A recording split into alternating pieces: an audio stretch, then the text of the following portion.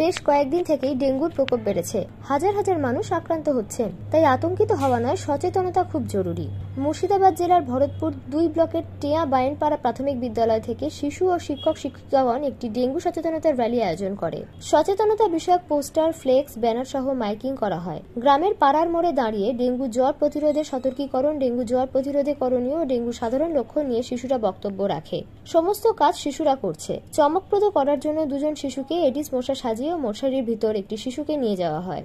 আরও একটি উল্লেখযোগ্য ব্যাপার, টেয়া গ্রামের একটি পাড়ায় কয়েকজন মা এসে সমস্ত শিশুদের লেবুর শরবত পরম আদরে পান করিয়েছেন। এই দৃশ্য গ্রামবাসীকে আনন্দ দিয়েছে ও গর্বিত করেছে। এরকম ভাবে শিশুদের মনোভাব গড়ে উঠুক ও সুনাগরিক হতে হবে।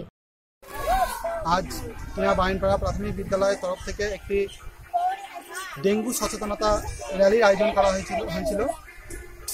স্কুলের প্রত্যেক বাচ্চা এবং শিক্ষক শিক্ষিকারা সেই র্যালিতে অংশগ্রহণ করে এবং গ্রামের বিভিন্ন পাড়ায় গিয়ে সেই ডেঙ্গু সচেতনতা যে সতর্কবার্তা সেগুলো বাচ্চারা প্রদান করে।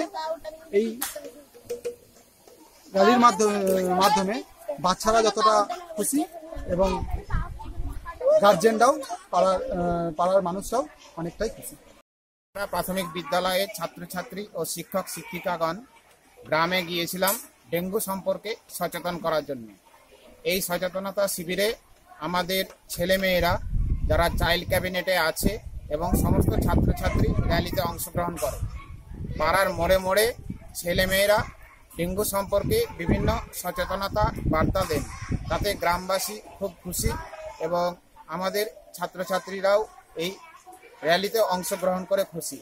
এর জন্য আমরা সকল গ্রামবাসীকে সচেতন করতে পেরে আমরা নিজেরা গর্বিত মনে করছি।